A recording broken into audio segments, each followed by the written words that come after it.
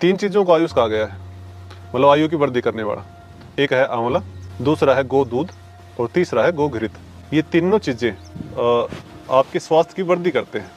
मतलब ऐसे ऐसे बुजुर्ग रहे जिन्होंने 100 वर्ष से अधिक की आयु प्राप्त की, लेकिन अपने पूरे जीवन काल में उन्होंने कभी घी नहीं छोड़ त्यागा।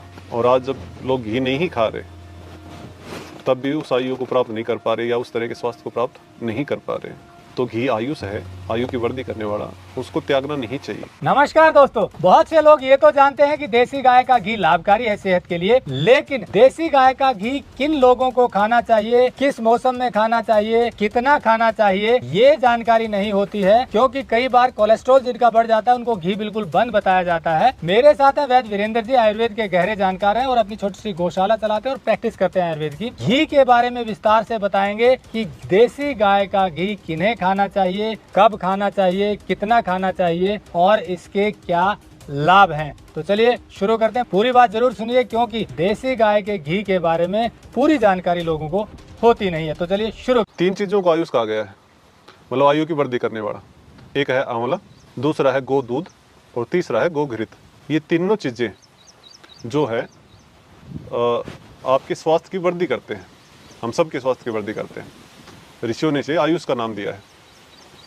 अब डॉक्टर इसलिए बंद करते हैं घी क्योंकि लोग मार्केट से वो क्रीम वाला घी खाना या क्रीम की टिक्कियाँ खाना या अलग प्रोसेस से तैयार हुआ घी खाना पसंद करते हैं, या मिलावटी जो बस घी के स्वरूप में कुछ चिकना पदार्थ मिलता है उसको वो घी मान लेते हैं। यदि ऐसा है तो हाँ, घी खाना उचित नहीं है। जहाँ पर भी ठंड अधिक होती है वहाँ पर घी खाना बहुत अधिक आवश्यक हो जाता है। या तो बहुत अधिक शुष्क गर्मी पड़े या बहुत अधिक ठंड पड़े, दोनों ही कंडीशन में घी खाना आवश्यक है। शुद्ध घी कौन सा होता है?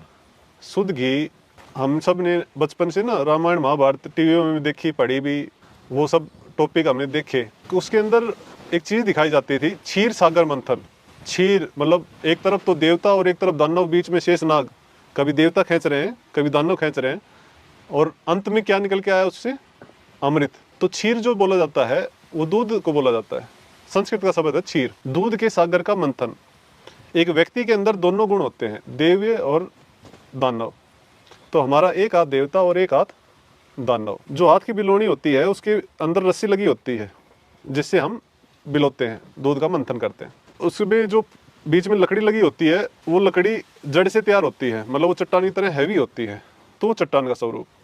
जब क्षीर सागर का मंथन होता है तो आपस में दो अणु टकराते हैं जिससे इलेक्ट्रॉन, प्रोटॉन और न्यूट्रॉन रिड्यूस होते हैं, जिसको आयुर्वेद की भाषा में या सत्य सनातन की भाषा में शिव तत्व, विष्णु तत्व, ब्रह्म तत्व का नाम दिया गया। यदि इस तरह का घी जो इस तरह की ऊर्जाएं प्राप्त करके तैयार हुआ हो, यदि व्यक्ति खाए तो अवश्य वो निरोगी रहेगा। लेकिन हमेशा 12 महीने घी खाना उचित नहीं। जैसे सावन का महीना, इस महीने में स्वतः ही ऐसे त्यौहार आते हैं, मतलब इस तरीके से हमारे विद्वान जन ने डिजाइन की है चीज़ें कि उस समय पर जिस तरह के रोग आते हैं उस तरह के पकवान उस दौरान उस महीने के त्योहारों में बढ़ने लगते हैं। तो सावन के महीने में नमी होती है वातावरण में।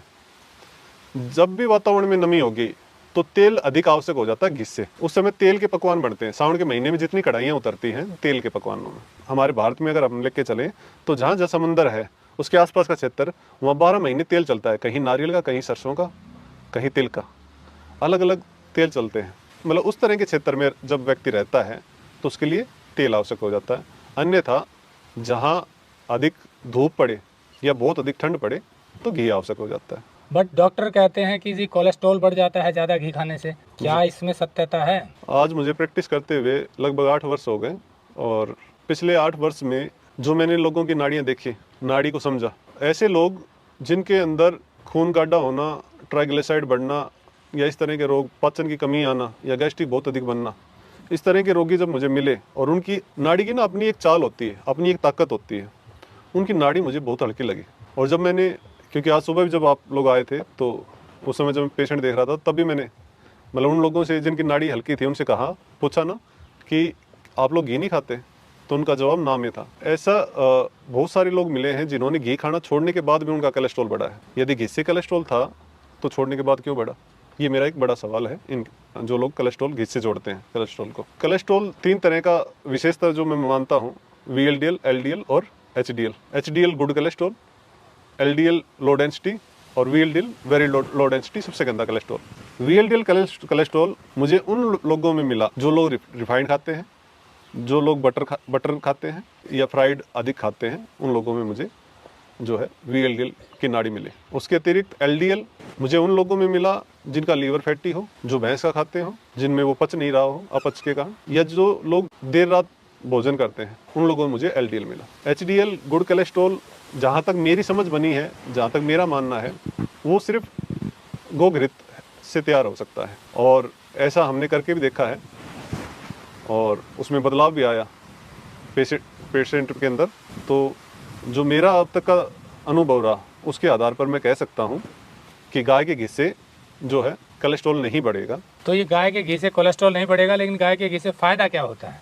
देखिए, गाय का घी बॉडी टेम्परेचर पे हमेशा पिघला रहता है। इसका उदाहरण आप कुछ इस तरीके से समझिए कि सर्दी के अंदर ना आप एक डब्बे के अंदर भैंस का घी रखिए और एक डब्बे के अंदर गाय का।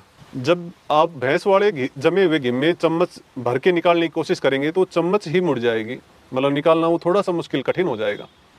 जबकि गाय के घी बिल्कुल एकदम आसानी से मलाई के स्वरूप में उतर आएगा, क्योंकि उसमें जमने की पावर कम रहती है, वो जमता नहीं है और बॉडी टेम्परेचर पे वो घी हमेशा पिघला रहता है।